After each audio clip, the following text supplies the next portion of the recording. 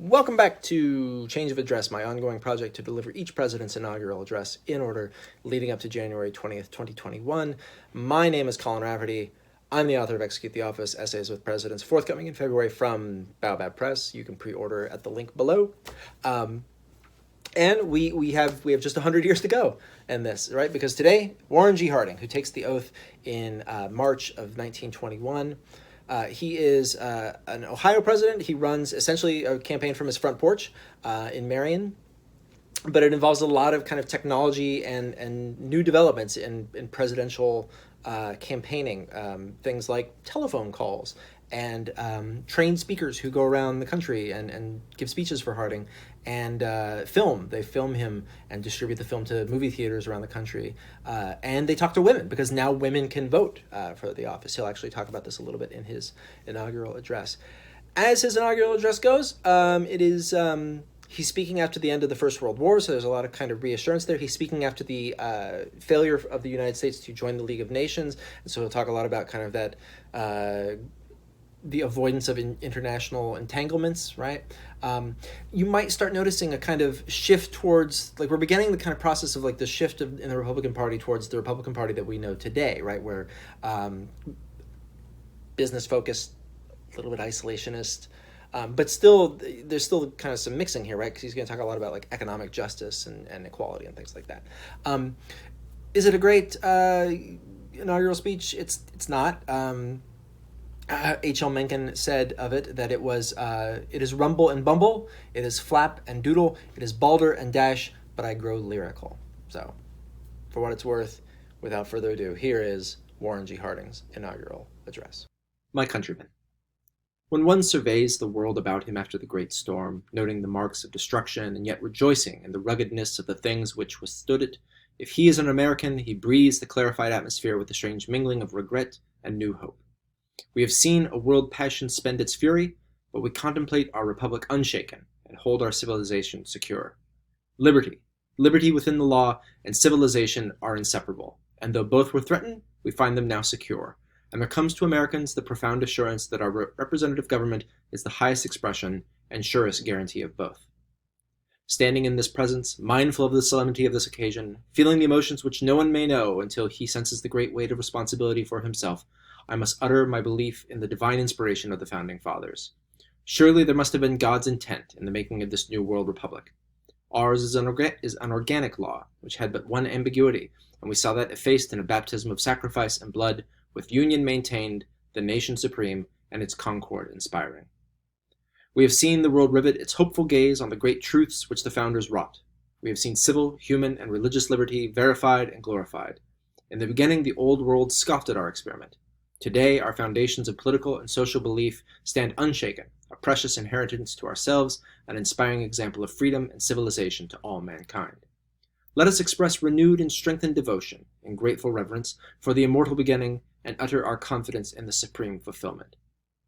The recorded progress of our republic, materially and spiritually, in itself provides the wisdom of the inherited policy of non-involvement in old world affairs. Confident of our ability to work out our own destiny, and jealously guarding our right to do so, we seek no part in directing the destinies of the old world. We do not mean to be entangled. We will accept no responsibility except as our own conscience and judgment in each instance may determine. Our eyes will never be blind to a developing menace, our ears never deaf to the call of civilization. We recognize the new order in the world, with the closer contacts which progress has wrought. We sense the call of the human heart for fellowship, fraternity, and cooperation. We crave friendship and harbor no hate. But America, our America, the America built on the foundation laid by the inspired fathers, can be a party to no permanent military alliance. It can enter into no political commitments, nor assume any economic obligations which will subject our decisions to any other than our own authority. I am sure our own people will not misunderstand, nor will the world misconstrue. We have no thought to impede the paths to closer relationship. We wish to promote understanding. We want to do our part in making offensive warfare so hateful that governments and peoples who resort to us must prove the righteousness of their cause or stand as outlaws before the bar of civilization. We are ready to associate ourselves with the nations of the world, great and small, for conference, for council, to seek the express views of world opinion, to recommend a way to approximate disarmament and relieve the crushing burdens of military and naval establishments. We elect to participate in suggesting plans for mediation, conciliation, and arbitration, and would gladly join in that express conscience of progress, which seeks to clarify and right the laws of international relationship and establish a world court for the disposition of such justiciable questions as nations are agreed to submit thereto. In expressing aspirations, in seeking practical plans, in translating humanity's new concept of righteousness and justice and its hatred of war into recommended action, we are ready most heartily to unite. But every commitment must be made in the exercise of our national sovereignty. Since freedom impelled, and independence inspired, and nationality exalted, a world supergovernment is contrary to everything we cherish, and can have no sanction by our republic. This is not selfish, it is sanctity. It is not aloofness, it is security. It is not suspicion of others, it is patriotic adherence to the things which made us what we are. Today, better than ever before, we know the aspirations of humankind and share them. We have come to a new realization of our place in the world and a new appraisal of our nation by the world. The unselfishness of these United States is a thing proven. Our devotion to peace for ourselves and for the world is well established. Our concern for preserved civilization has had its impassioned and heroic expression. There was no American failure to resist the attempted reversion of civilization. There will be no failure today or tomorrow. The success of our popular government rests wholly upon the correct interpretation of the deliberate, intelligent, dependable popular will of America. In a deliberate questioning of a suggested change of national policy, where internationality was to supersede nationality, we turned to a referendum, to the American people. There was ample discussion, and there was a public mandate in manifest understanding.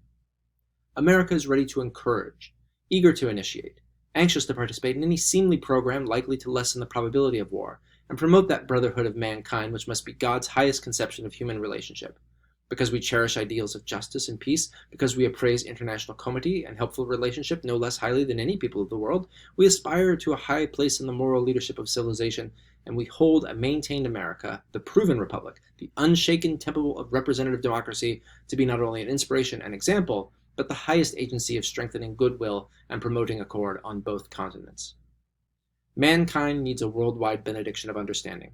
It is needed among individuals, among peoples, among governments, and it will inaugurate an era of good feeling to make the birth of a new order.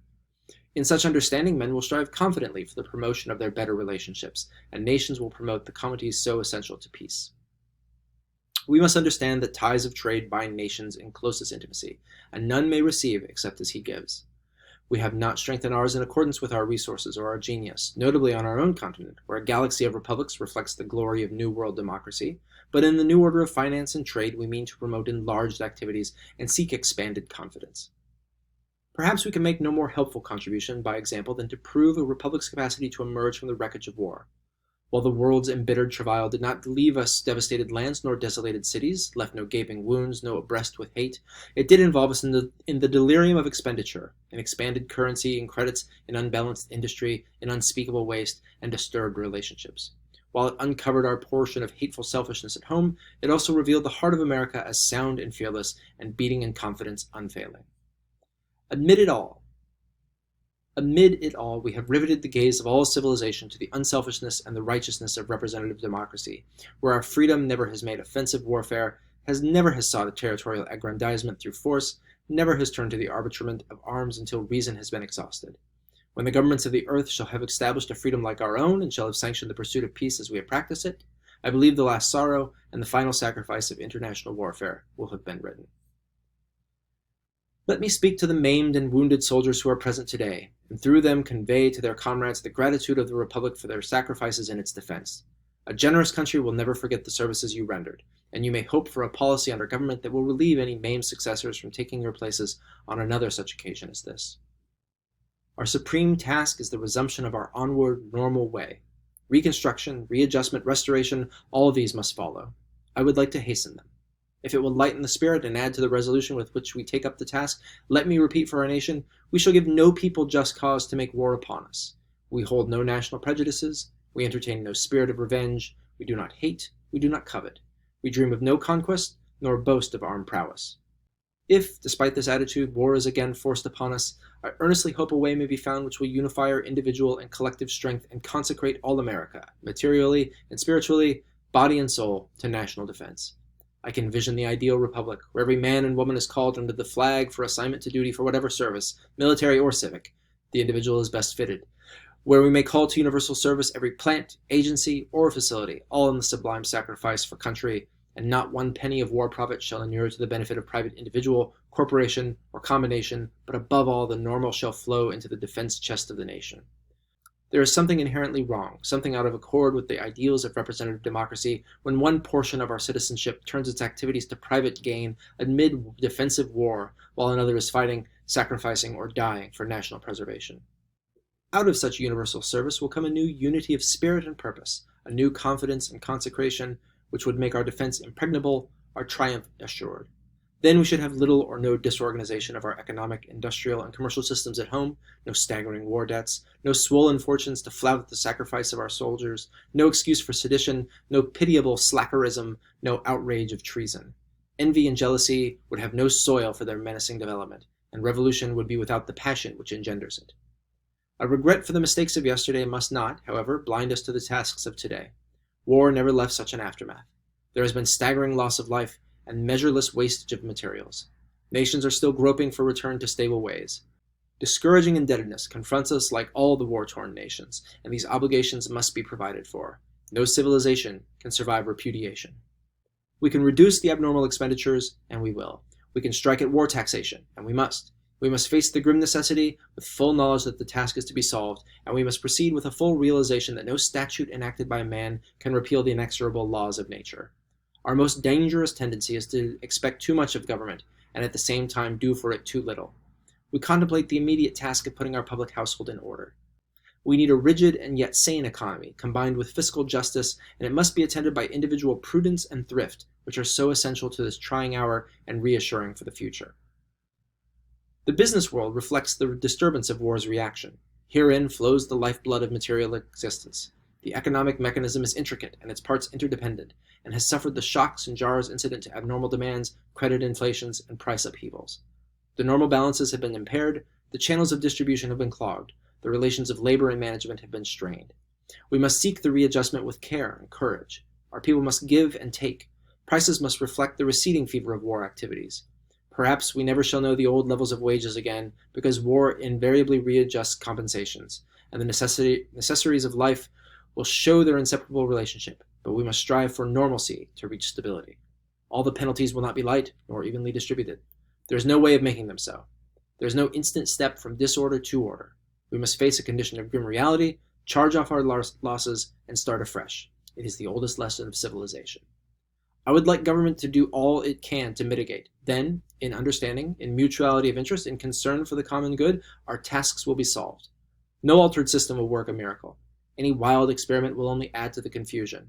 Our best assurance lies in efficient administration of our proven system. The forward course of the business cycle is unmistakable. Peoples are turning from destruction to production. Industry has sensed the changed order, and our own people are turning to resume their normal onward way. The call is for productive America to go on. I know that Congress and the administration will favor every wise government policy to aid the resumption and encourage continued progress. I speak for administrative efficiency, for enlightened tax burdens, for sound commercial practices, for adequate credit facilities, for sympathetic concern for all agricultural problems, for the omission of unnecessary interference of government with business, for an end to government's experiment in business, and for more efficient business in government administration. With all of this must attend a mindfulness of the human side of all activities, so that social, industrial, and economic justice will be squared with the purposes of a righteous people. With the nationwide induction of womanhood into our political life, we may count upon her intuitions, her refinements, her intelligence, and her influence to exalt the social order. We count upon her exercise of the full privileges and the performance of the duties of citizenship to speed the attainment of the highest state.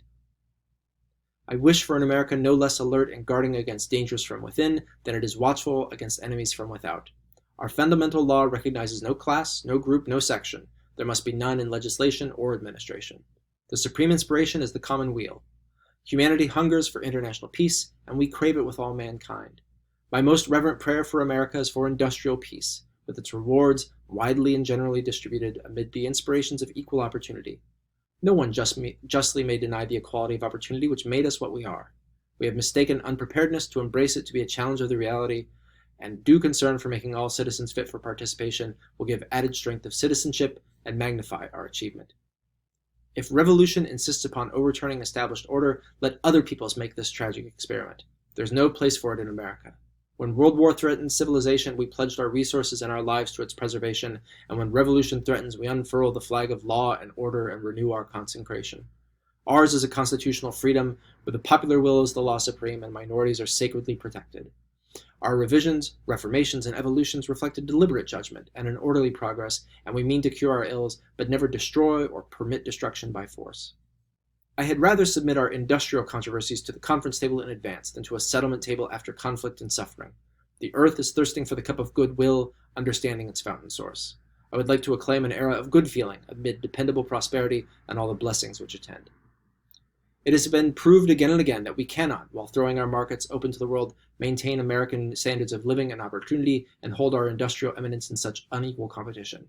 There is alluring fallacy in the theory of banished barriers of trade, but preserved American standards require our higher production costs to be reflected in our tariffs on imports. Today, as never before, when peoples are seeking trade restoration and expansion, we must adjust our tariffs to the new order. We seek participations in the world's exchanges because therein lies our way to widened influence and the triumphs of peace. We know full well we cannot sell where we do not buy, and we cannot sell successfully where we do not carry. Opportunity is calling not alone for the restoration, but for a new era in production, transportation, and trade. We shall answer it best by meeting the demand of a surpassing home market, by promoting self-reliance in production, and by bidding enterprise, genius, and efficiency to carry our cargoes in American bottoms to the marts of the world. We would not have an America living within and for herself alone, but we would have her self-reliant, independent, and ever nobler, stronger, and richer. Believing in our higher standards, reared through constitutional liberty and maintained opportunity, we invite the world to the same heights. But pride in things wrought is no reflex of a completed task. Common welfare is the goal of our national endeavor. Wealth is not inimical to welfare, it ought to be its friendliest agency. There can never be equality of rewards or possessions so long as the human plan contains varied talents and differing degrees of industry and thrift, but ours ought to be a country free from the great blotches of distressed poverty. We ought to find a way to guard against the perils and penalties of unemployment. We want an America of homes, illumined with hope and happiness, where mothers, freed from the necessity of long hours of toil beyond their own doors, may preside as befits the hearthstone of American citizenship. We want the cradle of American childhood rocked under conditions so wholesome and so hopeful that no blight may touch it in its development. And we want to provide that no selfish interest, no material necessity, no lack of opportunity shall prevent the gaining of that education so essential to best citizenship. There is no shortcut to the making of these ideals into glad realities. The world has witnessed again and again the futility and the mischief of ill-considered remedies for social and economic disorders. But we are mindful today as never before of the friction of modern industrialism, and we must learn its causes and reduce its evil consequences by sober and tested methods.